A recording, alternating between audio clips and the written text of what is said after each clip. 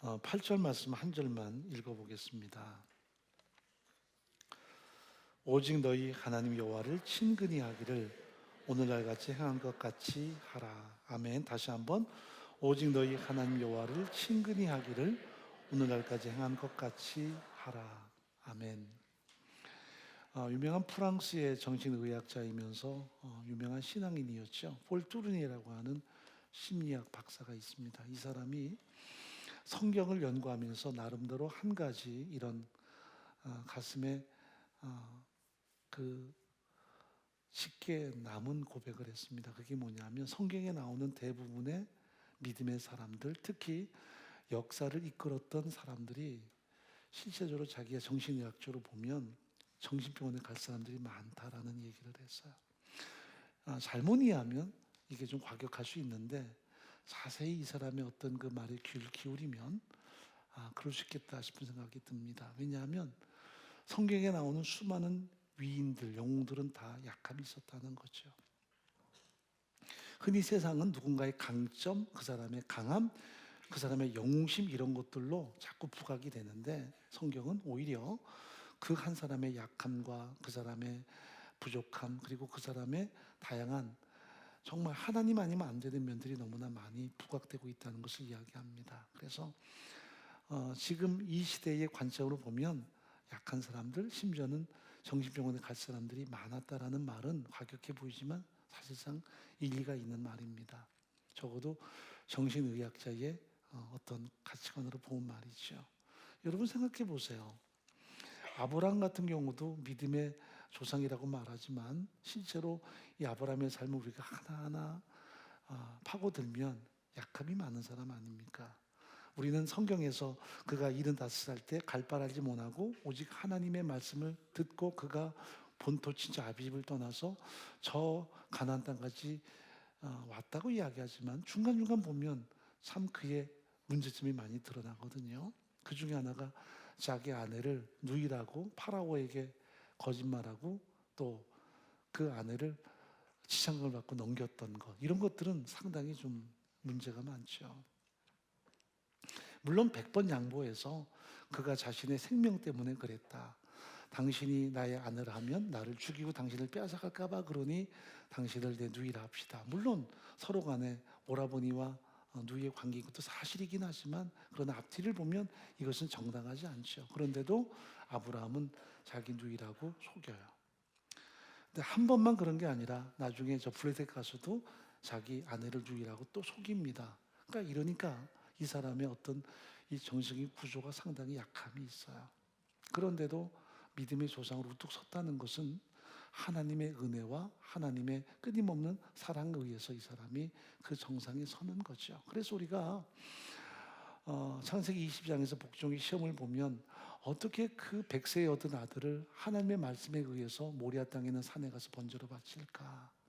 우리는 그 믿음 대단하다 생각하지만 우리는 거기서 하나님의 역설적인 그 사랑의 마음을 볼 수 있습니다. 도대체 하나님이 어떤 분이시기에 이런 아브라함이 이렇게까지 하나님께 순종하는가? 이랬던 이 사람이 이렇게 이기적이고 이렇게 자기 중심적인 사람이 그 말씀 앞에 순복하는 삶을 살까에 대한 어떤 경이로움입니다. 그래서 아브라함이 믿음이 좋다. 물론 그것도 좋지만 우리가 더 중요한 것은 하나님이 어떤 분이시기에 이런 사람을 그렇게 사랑으로 변화시키셔서 이렇게 하나님 앞에 순복하는 사람으로 바꾸셨을까 하는 그 하나님에 대한 관심입니다. 참 하나님 놀라우세요. 하나님 대단하세요. 그 사랑이 얼마나 크고 놀랍기에 이런 사람이 이렇게 변화가 됐을까라는 이런 과정을 추적하는 것이 또 다른 성경의 묘미라고 말할 수 있어요. 그러니까 세상 사람은 그 사람의 어떤 개인적인 힘, 능력, 우리와 남다른 면, 영웅적인 면들을 자꾸 이야기하지만 성경은 그런 면도 강조하지만 더 중요한 이면을 이야기하거든요. 이 사람이 하나님의 은혜 아니면 안 되는 사람이었다는 것, 은혜가 이 사람을 이렇게 만들었다는 것, 그래서 항상 그 은혜, 그 사랑이 그 배후에서 이 사람을 이끌어낸 거죠. 이게 이제 성경이 한 사람을 추적하는 방식이었어요. 모세도 마찬가지고요. 우리가 잘 아는 다윗도 그래요. 우리가 17살 때 기름 부음 받았고 골리앗을 무너뜨렸다 하지만 이 사람이 얼마나 잔인한 사람입니까? 미갈과 결혼하기 위해서 브레 사람들의 생명을 끊어서 그 생명의 전리품을 가지고 결혼한 사람이고요. 그래서 어떻게 이렇게 젊은 친구가 그렇게 야만적일까? 무슨 사람을 죽여야 될까? 물론 자기 생명 때문에 사울의 명령을 듣지 않으면 자기가 죽어야 되니까 그렇게 했겠죠. 그렇지만 정말 이 사람의 비장한 모습들을 많이 봅니다. 그리고 가끔 드러나는 그의 잔인함도 우리가 알지요. 우리아를 죽게 만들면서도 가책도 받지 않고 우리아가 죽었다는 소식을 접하자마자 칼은 이 사람도 죽이고 저 사람도 죽이는 거야 하고 아주 태연자하게 웃는 모습이 얼만큼 소름이 끼치는지 몰라요. 이게 다윗인가? 믿음의 사람이라고 보기에는 너무나 무섭죠. 그런데 하나님은 그런 다윗을 그 당신의 사랑으로 하나하나 세우셔서 믿음의 용사로 드러냈어요. 이렇게 따지고 들면 참 문제가 많은 사람인데도 불구하고 역대상 29장에 보면 다윗이 죽기 전에 하나님께 대한 자신의 신앙을 고백하고 모든 것이 다 하나님 주신 은혜라는 것을 고백하고 자기의 왕권, 자기의 모든 재물, 자신의 모든 삶이 하나님의 은혜로 주어졌다는 것을 고백하는 이 장엄한 그의 믿음의 고백은 그 자신의 잘남과 자신의 신앙의 됨됨이만이 아니라 하나님이 사랑해 주셔서 이렇게 됐다는 소중한 내용들을 담고 있죠. 그래서 성경을 보면 어떤 개인의 위대함보다도 그런 사람을 사랑해 주신 하나님, 그런 하찮은 사람을 사랑하시고 그런 사람을 존귀하게 세우셔서 결국 그렇게 존귀하게 살도록 이끌고야 마시는 하나님의 사랑의 모습을 참 많이 보게 돼요. 이게 성경의 가르침이에요. 잘난 사람을 통해서 뭔가 하나님이 사용하시고 영광을 받으시는 것이 아니라 이렇게 폴 트루니의 말을 들어보면 정신병원에 갈 사람들을 하나님의 사랑으로 녹여주시고 변화시켜서 그들을 통해 당신의 영광을 드러내게 하시는 이 현장을 보면 참 마음이 먹먹하죠. 그래서 성경은 어떤 위대한 사람들의 스토리를 우리 앞에 이야기하긴 하지만 그런데 또 한 가지가 있습니다. 그건 뭐냐면 하나님이 아니면 안 되는 사람들이 바로 그들이었어요. 바울이라는 사람도 하나님 아니면 안 됐죠. 어떻게 그게 가능했겠어요? 그가 살인자였고 광포한 사람이었고 핍박자였는데 그런데 그 사랑이 그를 감동해서 그 운명을 바꾸게 하고 복음을 위해 선신하도록 그의 삶을 완전히 새롭게 하죠. 자신이 마지막 복음 때문에 십자가 그 칼날의 이슬로 사라져가지만 그런 모든 과정도 하나님의 은혜 아니면 불가능한 거죠. 그래서 바울은 일평생 동안에 은혜에 대한 감격이 있었고 항상 은혜에 대한 고백이 짙었죠. 내가 다른 사도보다 더 많이 수고하였으나 내가 아니라 나와 함께 하신 하나님의 은혜로다라는 이 고백들은 겸손의 어떤 고백이 아니라 그의 진정한 고백이었던 거죠. 은혜 아니면 안 됐던 사람들이에요. 오늘 본문에 나오는 여호수아는 어떤가요? 그의 동지였던 갈렙은 어떤가요? 은혜 아니면 안 되는 사람들이죠. 그래서 폴 트루니에게 말이 맞다. 하나님의 은혜가 아니면 정신병원에 가 있을 사람, 아니면 철저하게 그 시대에 버림받을 만한 사람. 그래서 그들은 한결같이 하나님의 사랑이 나로 하여금 여기 서게 했습니다. 그 사랑이 나로 하여금 살아갈 힘을 얻게 했고 하나님께 순종할 수 있는 힘을 얻게 했고 그게 나의 모든 헌신과 섬김의 가장 중요한 요소입니다 라고 고백하는 것이 마땅하겠다 생각하는 거예요. 우리는 어떤가요? 여러분은 좋은 면이 많지만 저도 은혜 아니면 안 되는 사람 아닙니까? 제가 아무리 이렇게 저를 들여다봐도 내가 목사가 되주는 사람이 아니거든요. 체질적으로 안 되는 사람이에요. 그런데 목사가 됐다는 말은 정말 하나님께서 배후에서 나 같은 사람을 인도하신 그 은혜의 결과지 어떤 것도 아니죠. 그래서 성경을 가만히 보면 어떤 개인의 능력이 드러나고 개인의 역량이 드러날 때 우리는 그 사람에게 박수를 보내는데 그러나 그 성경을 가만히 보면 그 이면에서 드러나는 것이 하나님의 도우심이 아니면 아무것도 아니었다는 것을 발견하게 돼요. 그래서 하나님은 간간히 우리 앞에 그런 면면이를 드러내세요. 자, 여호수아가 지금 가나안 정복을 거의 마무리했습니다. 그리고 자기의 존귀한 다음 세대들에게 교훈하는 내용이에요. 그런데 여러분, 우리가 열심을 내서 이 땅을 차지했습니다. 우리가 함께 힘을 합쳐서 이 땅을 차지했습니다 라고 말하잖아요. 두 가지예요. 하나님이 주신 땅이다. 그러므로 앞으로도 이 땅을 계속 누리려면 그 하나님을 온전히 의지하고 하나님을 더 사랑해야 된다는 것을 강조해요. 거기에는 사람의 열심과 그들의 어떤 연합 이런 것들을 앞세우지 않고요, 오직 하나님이 인도하심, 그리고 하나님께 대한 순종을 여호수아는 강조하죠. 이것이 그들로 하여금 여기에 이르게 이끈 가장 중요한 원동력이기 때문입니다. 그러므로 다음 세대도 이 땅을 계속 누리고 하나님의 그 역사심 앞에 끊임없이 나아갈 수 있는 유일한 방안은 오직 하나님을 의지하는 것, 그리고 그 말씀 앞에 철저하게 순복하는 것이야말로 앞으로 그들의 미래를 여는 가장 중요한 요소인 것을 여호수아가 이야기해요. 이게 진정한 신앙이죠. 어떻게 보면 거인의 고백입니다. 우린 거인 그러면 그 사람의 위대함, 그 사람의 능력을 이야기하지만 성경이 말씀하는 거인은 하나님은 아니면 안 되는 사람들이 사실은 거인처럼 이렇게 우리 앞에 드러나요. 믿음의 용사로 드러나요. 그걸 우리가 하나님의 사람들 혹은 믿음의 사람이라고 말하죠. 모세도 고백은 그거예요. 하나님 아니면 난 안 됐다. 여호수아도 하나님 은혜 아니면 난 안 됐다. 이게 그들의 고백이에요. 오직 하나님으로 살았고 하나님에 의해 산 그들의 모든 삶을 고백하죠. 바울도 마찬가지고요. 세상은 그 사람의 개인적인 역량, 개인적인 능력을 드러내고 그걸 과시하지만 성경은 그거는 교만이죠. 오직 하나님의 은혜, 하나님의 도우심, 하나님의 사랑. 그래서 남는 것은 하나님밖에 없는 거예요. 자, 오늘 본문이 말씀합니다. 너희는 너희 하나님 여호와를 친근히 하라. 이 친근히 한다는 말은요, crave unto the Lord라고 하는 단어를 사용한다면 밀착된다는 뜻이거든요. 밀착된다. 하나님께 굽히고 하나님께 순복하지만 밀착된다. 하나님과 연합한 삶을 사는 것. 이것이 가나안 땅을 정복할 수 있는 가장 중요한 원동력이었다고 이야기합니다. 하나님께 밀착되는 삶. 그 밀착이 느슨해지면 모든 건 잃어버려요.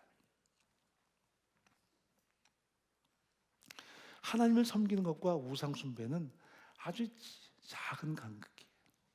그게 엄청나게 큰 간극이 있다면 쉽게 우리가 알아볼 텐데 사실은 너무 그 간극이 적어서 잘 느끼질 못할 정도예요. 우상 숭배가 아로새긴 어떤 형상 앞에 무릎 꿇고 느부갓네살의 황금신 앞에 무릎 꿇고 그 정도면 쉽게 파악이 되는데, 그러나 이 시대의 우상은 약간의 간극이 있을 뿐이에요. 하나님과 밀착된 삶을 살고 하나님에 의해 살던 사람들이 적어도 현실과 상황들이 내게 주는 그 상황의 마음이 서서히 빼앗겨지면 우상 숭배로 전락을 해요.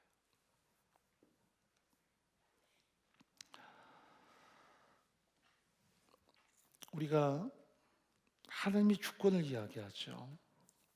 그리고 하나님의 공급에 대해서 감사를 드려요. 근데 여러분들이 총명하니까 하나님의 주권, 하나님의 공급 그러면 11조라는 생각이 탁 들어올 거예요. 11조 내라는 얘기인가? 우린 돈에 대해서 굉장히 빨라요. 그런데 성경은 돈을 말하는 게 아니라 하나님께 밀착되는가를 우리에게 질문하고 있어요. 하나님이 당신의 주권자이신가? 당신은 하나님께 밀착돼서 하나님 아니면 안 되는 삶을 사는가? 이것을 끊임없이 질문해요. 그런데 우리는 이것을 자꾸 옆으로 돌려요. 저 하나님 없이는 안 돼요. 근데 그게 대부분 말장난일 때가 많아요. 왜냐하면 실제로 우리 삶을 보면 하나님과 밀착되지 않은 현장이 너무나 많은데 사실은 돈을 숭배하고 돈이 인생의 전부인 것처럼 사는데 말로만 립서비스 할 때가 많아요. 그러면 그것을 우리가 우상적인 요소라고 이야기해요. 이스라엘 백성들이 가나안 땅에 들어서 그 땅을 이제 정복하고 거기서 정착을 하죠. 하나님을 끊임없이 바라보고 하나님에 의해 사는데 이제는 과거에 하나님이 주권자시고 공급하셨어요. 만나도 매일마다 하나님이 공급하셨으니까 이제는 내가 열심히 일을 해서 수확을 거두고 이것으로 1년을 먹고 살아요. 자, 이제 내가 노력해서 내가 먹고 산다. 그게 우상이에요. 내가 노력하고 내가 먹고 살아도 항상 일관된 고백은 하나님의 주권, 하나님의 공급이에요. 왜냐하면 내가 지금 이 땅을 일구어서 땀을 흘리고 그리고 1년 내내 농사지어서 이걸 거두었지만 생명의 근원이 하나님께로부터 주어졌고 이 땅의 모든 근원이 하나님께로부터 주어졌고 그러므로 하나님의 주권 공급이 끊임없이 고백돼야만 내가 땀 흘려서 거뒀더라도 이건 내가 거둔 게 아니라 하나님에 의해서 거두게 하시는 거예요. 전혀 다른 가치관 아닌데 우리는 다르게 생각을 해요. 생명의 주관자가 하나님이세요. 삶의 모든 공급자가 하나님이세요. 그런데 우리는 입술로는 그렇게 말하는데 삶은 동떨어져 살아요. 그게 우상적인 요소예요. 사실 믿을수록 이 부분이 민감해져요. 내가 하나님께 밀착된 삶을 사는가? 하나님 아니면 안 되는가? 이제 내 힘으로 될 것 같다. 그러면 이미 우상적인 요소가 우리 앞에 나타나는 거예요. 여호수아가 그들에게 경고하는 내용이에요. 이 땅을 하나님이 주셨다. 그러므로 이 땅 소유의 너희의 모든 가치관을 붙박지 말고 하나님을 바라보고 하나님을 더 신뢰하고 하나님께 밀착된 삶을 살아라. 그래야 이 땅은 영구히 너희가 누리는 땅이 될 것이다. 그러나 하나님을 도외시한 채 이 땅의 모든 가치관을 두면 결국 이 땅이 우상이 되고 너희를 삼키는 땅이 되어버릴 것이다 라고 경고해요. 우리는 가나안 땅에 들어가서 우상 숭배하고 그리고 수많은 이방 신을 섬기는 사람과 그들이 연합하고 이렇게만 생각하지만 이미 그 첫 단초가 잘못 채워져요. 그 땅이 주는 모든 것에 그들의 관점을 둘 때 삽시간에 그들은 우상적인 요소로 전락해버려요.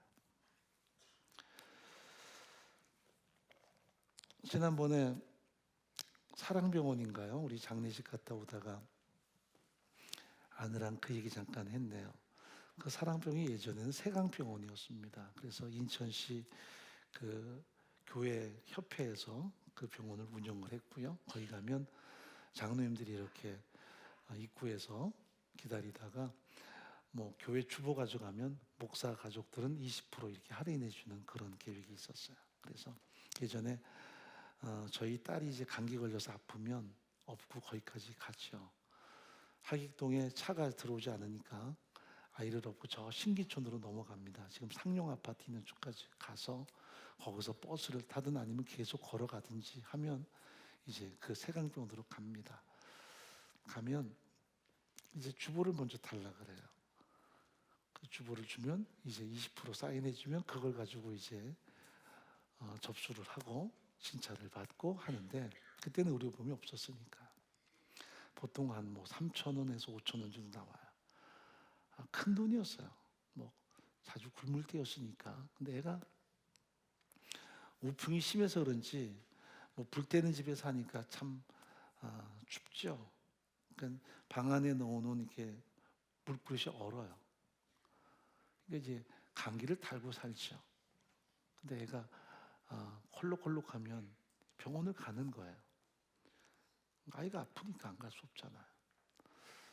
그런데 이제 갔다 올 때마다 돈도 돈이지만 좀 수모가 있었어요. 왜냐하면 주보를 이렇게 내면 주부가 제가 이제 글로 서가지고 처음에는 가리방 긁어서 만든 것다가 나중에는 이제 복사가 나와가지고 그걸 복사를 했는데 어린이 전도협회 가면 한 20장 정도 복사를 할 수 있으니까.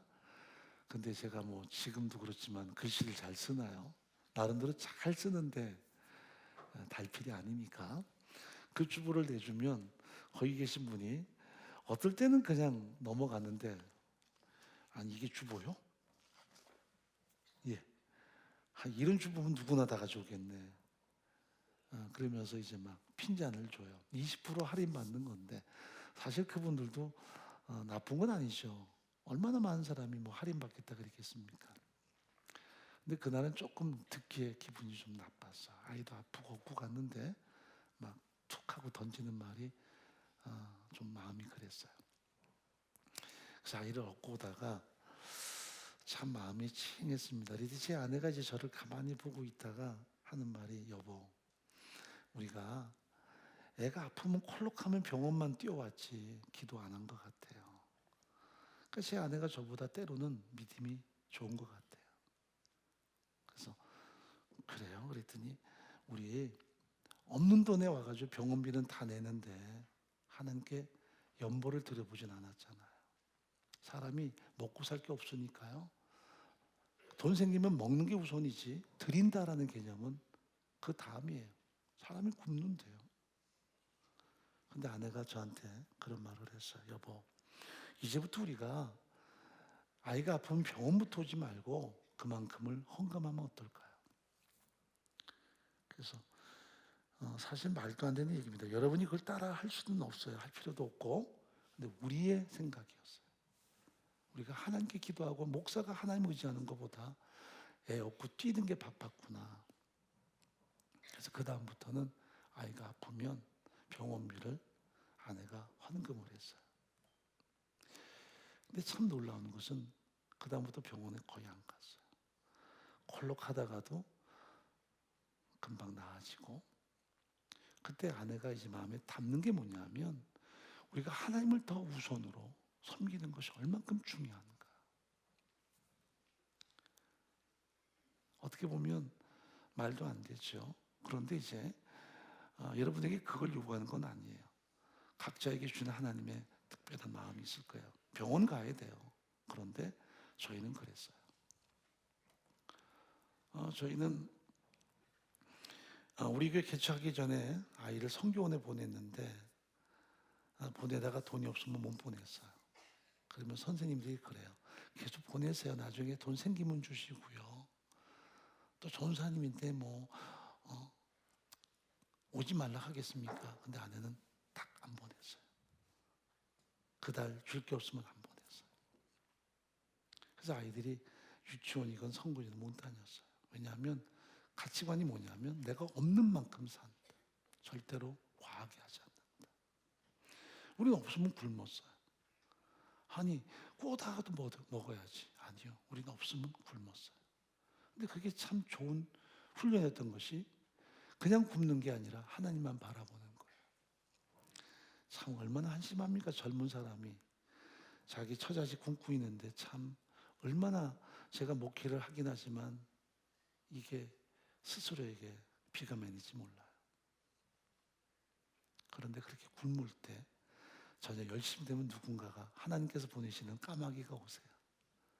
사모님 저 왔어요. 그리고 그 당시에 이 판신불수였던 우리 어르신이 한 분 계셨는데 우리 어머님과 이제 가까이 지내고 우리 초창기 집사님이었습니다.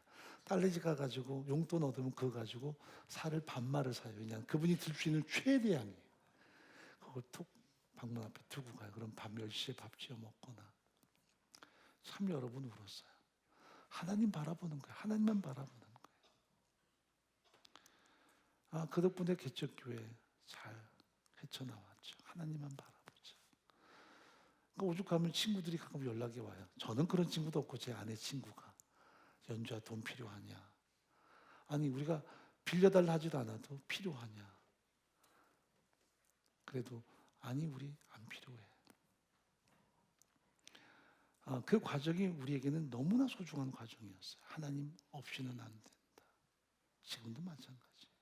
하나님 아니면 안 된다. 하나님의 은혜 아니면 아무것도 안 된다. 내 힘을 할 수 있는 건 아무것도 없다. 그때 아주 호되게 훈련받았어요.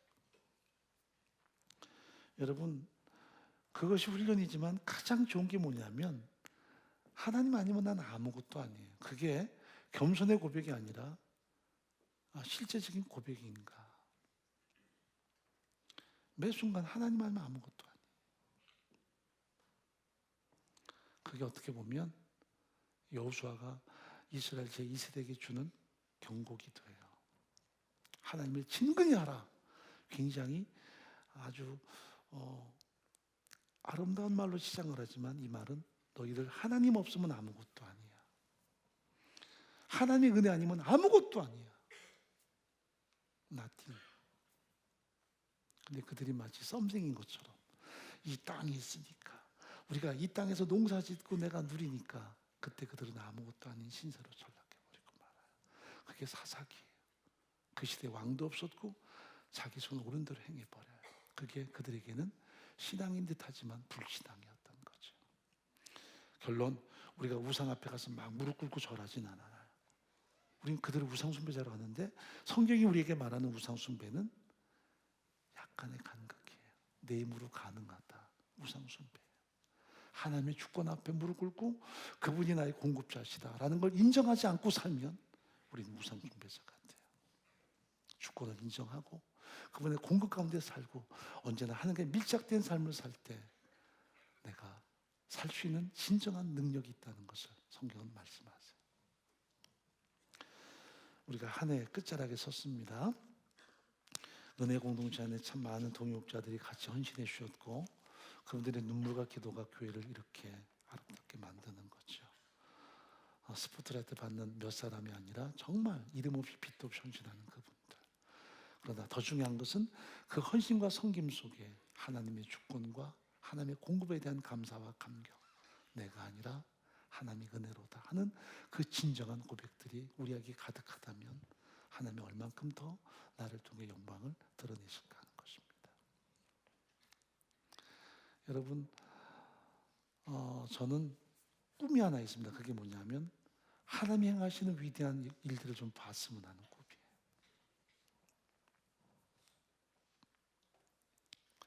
제일 쉬운 건 돈으로 움직이는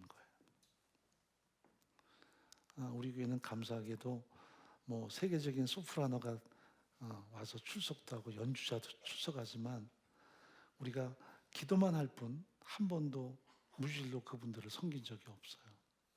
왜냐하면 최고의 것은 하나님께 은혜 가운데 드리는 것이니까요. 근데 다른 교회들은 전부 다 거래해요. 그냥 솔리스트도 다 돈 주고요. 그러니까 실제로 가끔 새 가족 가운데 그런 분들이 계세요. 저 찬양대 솔리스트 했는데요. 우리 못 알아들어요, 그 말을. 그러셨어요? 우리는 아무리 잘하셔도 아무나 솔리스트 시키지 않는데 은혜가 있어야 되는데. 근데 그러시다가 몇 주 나오시다가 안 보이세요. 그분의 나름대로 얘기를 나중에 들어보면 당신은 이 정도 받고 솔리스트 했는데 우리 그런 거 없어요. 피아니스트들, 연주자들 우리 사례 없어요. 왜 없느냐 하면 그분들이 너무 존귀하니까요. 돈으로 거래하는 게 아니에요. 최선의 것은 하나님의 주권과 공급에 대한 감사와 감격이죠. 목사는 월급 받으면서 왜 그러느냐? 그래서 저도 받으면서 항상 마음에 그게 있어요. 나는 받는데 저분들은 안 받는구나. 그래서 항상 마음속에 긴장감을 가져야 돼요. 이게 내 월급이 안 되도록 하나님께서 주시는 감사함에 어떤 배려가 되도록 끊임없이 무릎 꿇어야 되죠. 안 그러면 우리가 돈으로 거래하는 그런 집단이 될 수밖에 없어요. 가끔 그러세요. 은혜교회는 그렇게 돈 많이 헌금해서 어디에 쓰려고. 빚도 많고요. 아직도. 그러나 다음 세대겠어요. 흘려보내기도 하고. 약한 거 많죠. 은혜교 정도 되면 오케스트라도 정말 거창하게 막 한 적어도 70인조 있어야 될까요? 어느 교회가 사례주지 않고 오케스트라를 운영할 수 있을까요? 제가 예전에 갔던 미국의 어떤 교회는 1년에 그 찬양대 오케스트라 해서 $100만 들어가더라고요. 얼마 안 들어요? 12억이요. 난 거기서 정말 하나님이 역사하시는 찬양이라 느껴보질 않았어요. 잘하는 찬양이에요. 그러나 제 마음을 울리진 않았어요. 최고의 찬양 갈보리 셰플이라고 하는 척 스미스 목사 교회에서 주일 아침에 찬양팀이 찬양 인도하는데 제가 깜짝 놀랐어요. 아니 무슨 찬양팀이 저래? 2만 명 모이는 교회예요. 근데 거기는 우리처럼 저녁 예배가 없고요.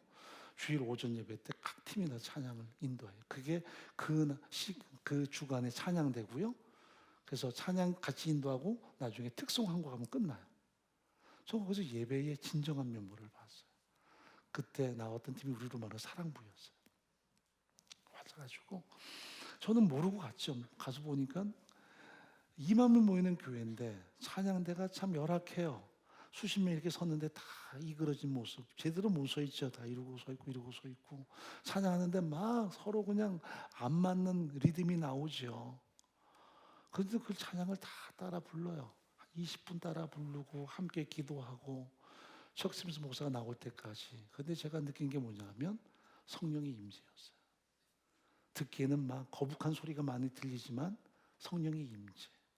찬양하다가 우는 사람, 찬양하다가 귀신이 떠나가는 소리, 그게 경험되는 거예요. 이게 왜 이럴까? 거기에는 하나님의 은혜가 있었어요. 제가 드린 최고의 예배였어요.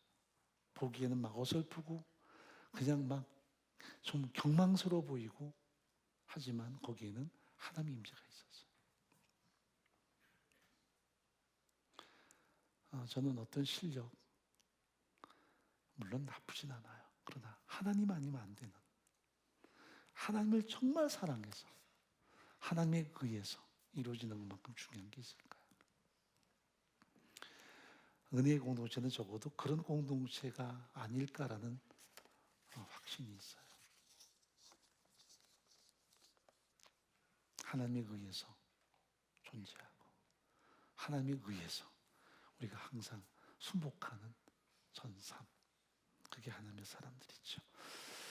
올해 은혜로 살아왔습니다. 앞으로 새롭게 열리는 2020년도도 하나님을 친근히 하라, 하나님께 밀착하라, 하나님 아니면 난 아무것도 아니다, 그 은혜가 우리 삶을 이끌어가는 동력이 더 될 수 있기를 간절히 바랍니다.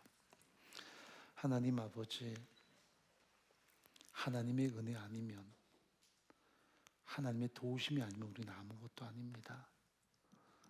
성경에서 나오는 수많은 믿음의 영웅들이 사실은 하나님의 도우심 아니었다면 아무것도 아니었을 것입니다. 모세조차도 나일강의 악어밥이 되든지 결국은 둥둥 떠내려가다가 지중해에서 메말라 죽고 말았을 것입니다. 인간의 한계가 드러나지만 하나님의 임재가 있었고 하나님의 도우심이 있었습니다. 다윗도 하나님의 도우심이 아니었다면 그는 골리앗에게 죽임을 당했을 뿐 아니라 설령 영웅이 됐어도 사울에게 결국은 시기당해 죽게 됐을 것입니다. 하나님께서 하신 것이고 하나님에 의해 이루어진 것입니다.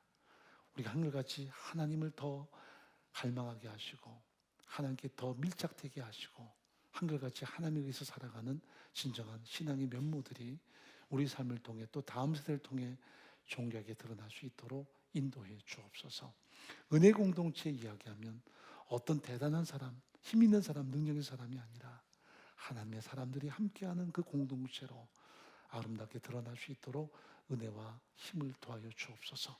우리의 다음 세대가 하나님을 온전히 의지함으로 더 신실한 믿음의 길을 걷게 하시고 존귀한 삶으로 세워지도록 역사해 주옵소서.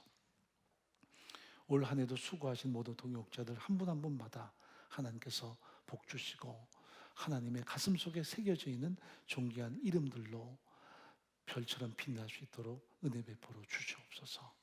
예수님의 이름으로 기도합나이다.